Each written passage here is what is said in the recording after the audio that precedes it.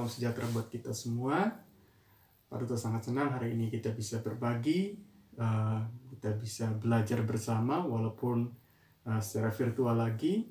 Dan Pak Duta harap kalian tetap semangat, tetap bersyukur kepada Tuhan bahwasanya Tuhan selalu baik dalam hidup kita hari lepas hari. Baik, sebelum kita mau belajar, Pak Duta sudah sampaikan minggu lalu bahwa hari ini kita akan memulai pembelajaran kita. Ya, materinya sudah Pak Duta sharing kemarin, apa saja yang akan kita pelajari melalui video yang pertama yang Pak Duta buat. Dan Pak Duta berharap kalian sudah bisa melihat, bahkan sudah membaca buku yang Pak Duta kirim dalam bentuk PDF ya. Pak Duta berharap melalui pembelajaran kita yang pertama ini kalian dapat memahami, mengerti apa yang akan Pak Duta sampaikan. Dan Pak Duta juga rindu nanti kalau anak-anak tidak paham, tidak mengerti, atau terlalu cepat Pak Duta sampaikan, bisa anak-anak bertanya baik melalui WA maupun bisa komen di YouTube ya, komen di bawah video ini ya. Baik, itu saja yang Pak Duta sampaikan. Kita akan langsung saja mulai pembelajaran kita pada pagi hari ini. Kita akan memulainya dengan doa. Dan untuk itu kita berdoa terlebih dahulu. Mari kita berdoa. Bapa yang baik, kami mengucap syukur ya Tuhan dan Allah kami, Tuhan yang kami sembah di dalam Tuhan kami Yesus Kristus. Kami bersyukur ya Tuhan atas kasih-Mu buat kami. Terima kasih Tuhan, berkatilah pembelajaran kami pagi ini. Hingga selesainya kami serahkan ke dalam tangan kasih-Mu, biarlah Tuhan yang senantiasa menuntun memimpin kami, supaya kami dapat belajar dengan baik. Tuhan, inilah doa kami, dalam nama Yesus kami berdoa. Amin. Baik, tentu sangat bersyukur ya. Kita akan mulai pembelajaran kita, dan hari ini tema kita ya, atau pembelajaran kita tentang ibadah yang sejati ya. Ibadah yang sejati itu terambil di dalam Roma pasal 12 ayat 1 dan 2 dan surat Yakobus pasal yang pertama ayat 26 sampai 27. Nah, pada pembelajaran kali ini kita akan belajar tentang ibadah yang sejati, tapi Pak Duta tidak menjelaskan secara detail ya.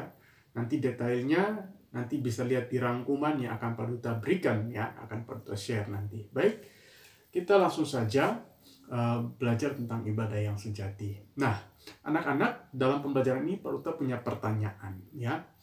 Menurut kalian, apa itu ibadah? Nah, mungkin kalian selalu berpikir bahwa ibadah itu harus ke gereja. Ibadah itu harus di gereja maksudnya. Atau ibadah itu harus berada di sekolah minggu. Atau ibadah itu selalu berdoa bersama keluarga. Atau ibadah itu harus istilahnya ya berdoa, membaca Alkitab, itu ibadah. Oke, mungkin anak-anak berpikir itu benar, semua itu benar jawabannya. Tetapi kalau kita berpikir ibadah itu hanya sebatas kita kebaktian, sekolah minggu, umum, ya ibadah gereja maupun berdoa baca Alkitab, itu masih sempit anak-anak. Itu masih terlalu dangkal ya tentang ibadah yang sejati. Nah, hari ini kita akan melihat apa sih ibadah yang sejati itu. Nah, di sini Pak Duta juga sudah memberikan materi ya, apa itu ibadah sejati. Di sini Pak Duta memberikan dua hal. Pertama ya, tentang ibadah yang sejati. Ya, ibadah yang sejati adalah ibadah ya, adalah segala hal yang kita lakukan dengan penuh kesadaran kepada Tuhan. Tuhan dan sesama manusia dan seluruh ciptaan Tuhan. Itu berarti ibadah adalah seluruh aktivitas kehidupan kita yang dilakukan dengan ketaatan kepada Tuhan. Nah, ibadah yang sejati adalah ibadah yang lahir dari setiap apa yang kita lakukan di dalam kehidupan kita berdasarkan ketaatan dan kasih kepada Tuhan dan kasih kepada sesama. Itu ibadah. Ya, misalnya contoh, kita bangun pagi, kita berdoa, kita bekerja, bantu orang tua, itu juga bagian dari ibadah.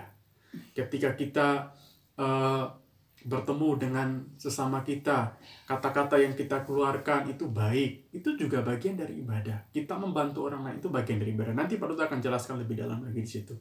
Nah, yang kedua, ibadah juga tidak hanya terbatas pada aktivitas menyanyi ya atau berdoa, membaca firman Tuhan. Tetapi ibadah adalah menyangkut seluruh hidup kita untuk melakukan kehendak Tuhan setiap hari. Jadi ibadah itu sangat luas ya, bahkan menyangkut seluruh kehidupan kita, apa yang kita lakukan, apa yang kita perbuat. Dengan penuh takut akan Tuhan, dengan penuh kasih kepada Tuhan, itu adalah bagian dari ibadah yang sebenarnya. Ya, sampai di sini Pak Duta harap anak-anak paham ya, paham ibadah yang sejati itu seperti apa. Ya, sekali lagi Pak Duta, ibadah yang sejati itu mencakup seluruh hidup kita. Apa yang kita lakukan, apa yang kita katakan, apa yang kita perbuat, dan seterusnya. Itu harus didasarkan kasih dan ketaatan kita kepada Tuhan maupun kasih kepada sesama. Itu adalah ibadah yang sejati. Nah, menurut Kamus Besar Bahasa Indonesia atau KBBI, kata ibadah itu adalah perbuatan untuk menyatakan bakti. Bakti itu perbuatan kepada Allah yang didasari ketaatan. Taat artinya patuh, mengerjakan perintahnya atau perintah Tuhan dan menjauhi larangannya ya. Jadi ibadah itu taat setia kepada Tuhan ya. Apa yang kita lakukan itu selaras atau sejalan dengan apa yang firman Tuhan katakan ya. Misalnya kalau firman Tuhan katakan jangan berbohong, berarti kita nggak boleh berbohong. Itu juga bagian dari ibadah ya. Bahkan tadi menurut KBBI menjauhi larangan atau perbuatan yang jahat itu juga bagian dari ibadah. Nah, sedangkan kata sejati ya, karena kita membahas ibadah yang sejati, maka kata sejati itu berarti benar atau murni ya. Sejati itu juga berarti terpisah dari hal yang jahat ya. Jadi ibadah yang sejati adalah ibadah yang murni, ibadah yang sungguh-sungguh benar di hadapan Tuhan ya. Bukan ibadah yang tidak benar, ibadah yang palsu ya. Ibadah yang palsu itu artinya misalnya kalau kita menolong orang lain, kita mau ada imbalan, itu ibadah yang palsu. Tapi kalau kita menolong orang lain dengan penuh ikhlas, penuh kasih, itu adalah ibadah yang sejati. Baik, kita lihat ya. Tadi ya Pak Duta sudah sampaikan ada dua pembahasan dari kitab kita dalam Roma maupun Yakobus ya, tentang ibadah yang sejati. Nah, kita lihat dulu di dalam surat Roma ya. Surat Roma yang ditulis oleh Rasul Paulus ya kepada jemaat di Roma. Di dalam suratnya pasal 12 ayat 1 dan 2, firman Tuhan mengatakan seperti ini. Karena itu saudara-saudara, demi kemurahan Allah aku menasihatkan kamu supaya kamu mempersembahkan tubuhmu sebagai persembahan yang hidup, yang kudus, dan yang berkenan kepada Allah. Itu adalah ibadahmu yang sejati. Ayat yang kedua, janganlah kamu menjadi serupa dengan dunia ini, tetapi berubahlah oleh pembaharuan budimu, sehingga kamu dapat membedakan manakah kehendak Allah, apa yang baik, yang berkenan kepada Allah, dan yang sempurna. Nah, dari surat Roma ini, ya, surat yang ditulis oleh Rasul Paulus kepada jemaat di Roma, memberikan suatu nasihat kepada jemaat atau gereja yang ada di Roma, supaya mereka tidak menjadi orang percaya yang ibadahnya palsu. Tetapi Rasul Paulus mau supaya mereka tuh menjadi gereja yang ibadah atau persekutuan menjadi ibadah yang sejati. Yaitu apa di sini? Yaitu mereka harus mempersembahkan tubuh mereka. Nah, mempersembahkan tubuh artinya bukan berarti kita membakar tubuh kita, tidak ya. Ini adalah kata kiasan yang dipakai oleh Rasul Paulus menggambarkan ya bahwa mempersembahkan tubuh artinya kita memberikan hidup kita untuk dipimpin dan dipakai oleh Tuhan, untuk melayani Tuhan sepenuh hati kita, sepenuh kekuatan kita ya, sepenuh akal budi kita, seperti hukum kasihlah Tuhan Allahmu dengan segenap akal budimu, segenap kekuatan, dan seterusnya. Nah, itu maksudnya mempersembahkan ya. Di dalam budaya Israel kuno ya, budaya Yahudi kuno ya, mempersembahkan sebuah korban itu harus korban yang terbaik, korban yang tidak ada cacatnya, korban yang tidak ada sakitnya, tetapi korban yang bagus, korban yang sangat-sangat terbaik. Sehingga apa? Sehingga ketika mereka mempersembahkan itu menyenangkan hati Tuhan. Nah, itu juga kembali ke kehidupan kita. Ketika kita mempersembahkan hidup kita, kita harus benar-benar menjaga hidup kita itu tetap benar di hadapan Tuhan, ya. Terlepas dari itu, kita sudah pernah belajar di kelas 5 tentang manusia adalah orang yang berdosa. Yes, benar, kita telah jatuh dalam dosa. Tetapi ingat, Kristus telah mati buat kita, menebus kita, membenarkan kita. Nah, ketika kita yang sudah ditebus oleh Tuhan, kita yang sudah dibenarkan oleh Tuhan, kita harus memberikan hidup kita kepada Tuhan sebagai persembahan. Kita harus melayani Tuhan dengan tulus, melayani Tuhan dengan penuh kasih.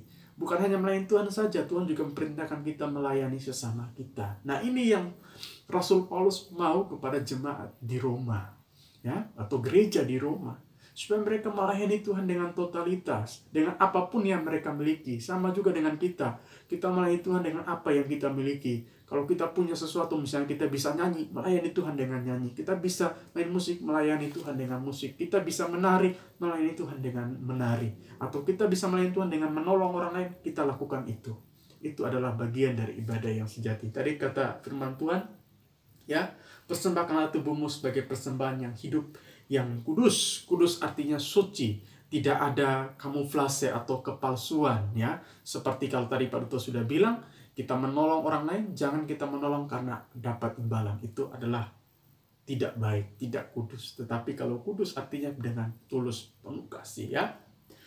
Dan yang berkenan kepada Allah itu adalah ibadahmu yang sejati. Nah, anak-anak, Pak Duto berharap ketika anak-anak melihat ini, anak memahami, mengerti ya tentang ibadah yang sejati dari surat Roma ini. Nah, dalam kita sebagai orang percaya, ya, supaya ibadah kita menjadi ibadah yang sejati, selain kita sudah mempersembahkan tubuh, Alkitab juga memberikan ya suatu larangan atau suatu tanda supaya kita harus hati-hati. Di dalam ayat yang kedua, janganlah kamu menjadi serupa dengan dunia ini.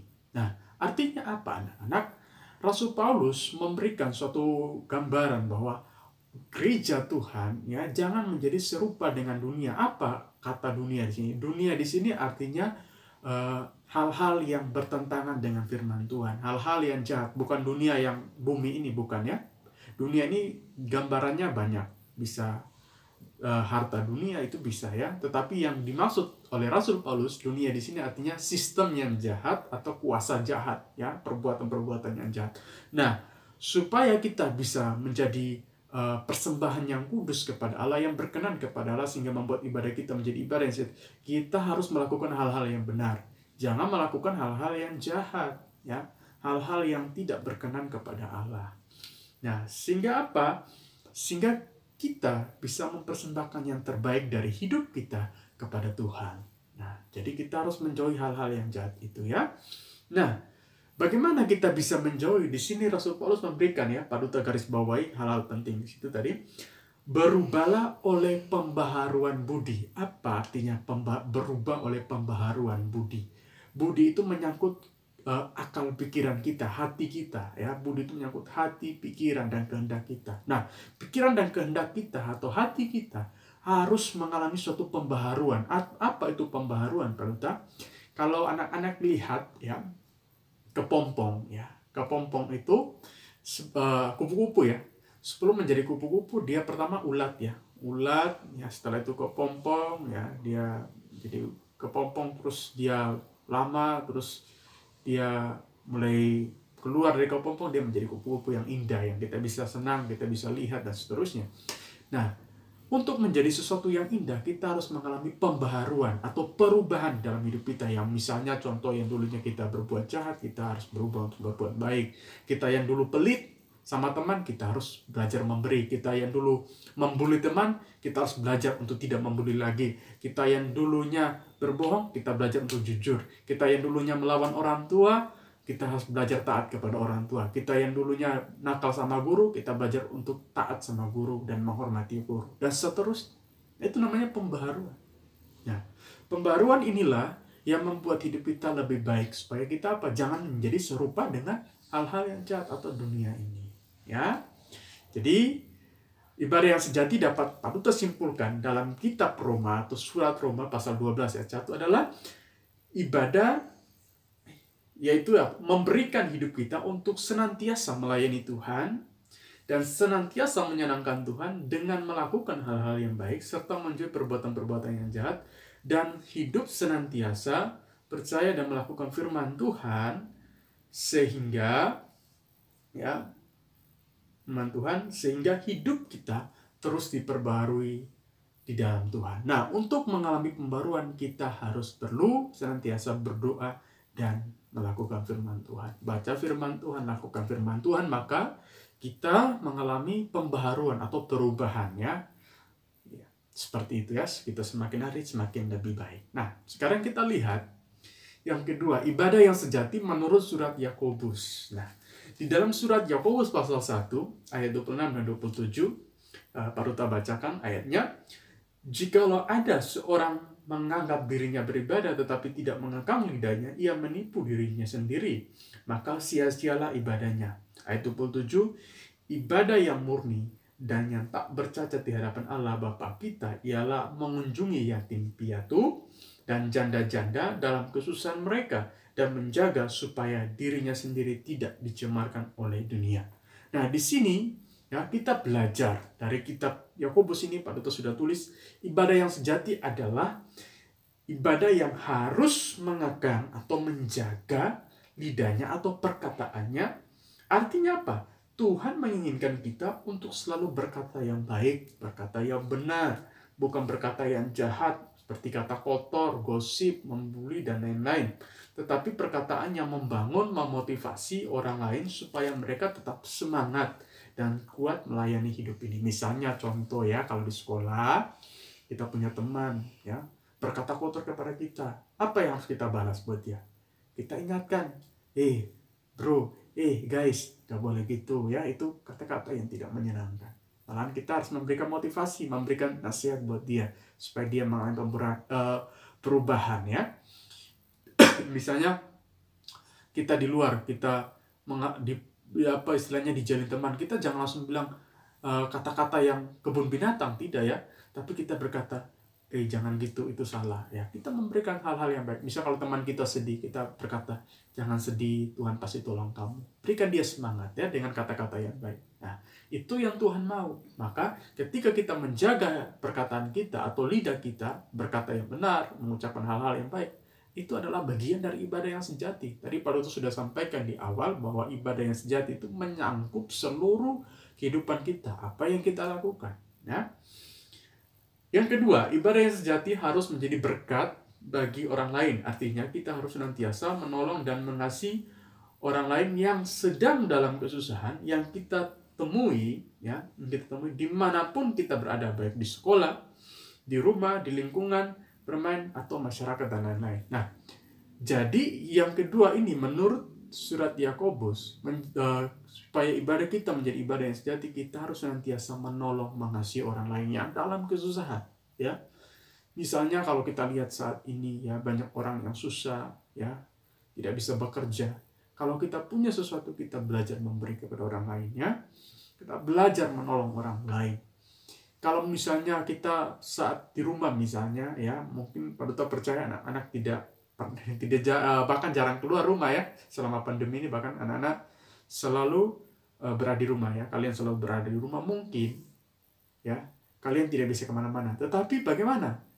Apa yang kalian lakukan? Yaitu menolong orang tua, membantu orang tua. Itu juga bagian dari kita mengasihi orang lain. Kita menolong orang tua itu juga bagian dari kasih kita ya. Itu juga bagian dari ibadah ya. Maka dimanapun kita berada, kita harus mengasihi orang lain ya. Di sekolah misalnya, ketika teman kita jatuh, kita menolong dia untuk bantu. Jangan teman kita jatuh kita tertawain, itu salah ya, itu tidak baik ya. Ketika ada guru misalnya ya, guru kita lagi kerja, kita bantu guru kita Misalnya kalau guru kita lagi menyapu, kita bantu, Bu, sini saya yang menyapu. Nah, itu juga bagian dari ibadah. Ya, kita memberi sumbangan kepada anak-anak yang susah atau orang-orang yang susah, itu juga bagian dari ibadah. Ketika kita di jalan, misalnya di pasar kan banyak pengemis ya. Ketika lihat pengemis kita kasih 1.000, 2.000, itu juga bagian dari ibadah. Apapun yang kita bisa berbuat, kita bisa berikan, ya. Kita berikanlah dengan tulus, ya, dengan penuh kasih, ya. Maka ibadah kita menjadi ibadah yang sejati. Dan yang ketiga, kita harus menjaga hidup kita senantiasa melakukan yang baik dan benar atau menyenangkan Tuhan. Jadi, selain kita sudah mengasihi Tuhan, melakukan yang baik, kita juga harus menjaga hidup kita untuk terus melakukan yang baik. Harus tetap konsisten, ya. Tetap terus-menerus melakukan hal-hal yang baik. Maka hidup kita menjadi persembahan, seperti tadi yang ini surat Roma berkatakan, menjadi persembahan yang kudus, yang berkenan kepada Allah. Nah, dari 3 poin dalam surat Yakobus ini, perlu kita simpulkan ibadah yang sejati dari surat Roma maupun surat Yakobus ini. Perlu kita simpulkan seperti ini, ya. Ibadah yang sejati adalah ibadah yang mengasihi Tuhan dan sesama, ya, yang dilakukan setiap hari, bukan 1 bulan sekali, tetapi setiap hari, every time, every day, ya. Setiap hari selama kita hidup di dunia ini, ya. Itu adalah ibadah yang sejati. Mengasihi Tuhan artinya hidup harus melakukan yang benar, yang menyenangkan Tuhan. Tidak melakukan hal yang jahat atau berbuatan dosa. Mengasihi sesama artinya hidup kita harus menjadi berkat bagi orang lain, suka menolong dan mengasihi orang lain. Nah, ini yang dimaksud dengan ibadah yang sejati. Paham ya anak-anak ya?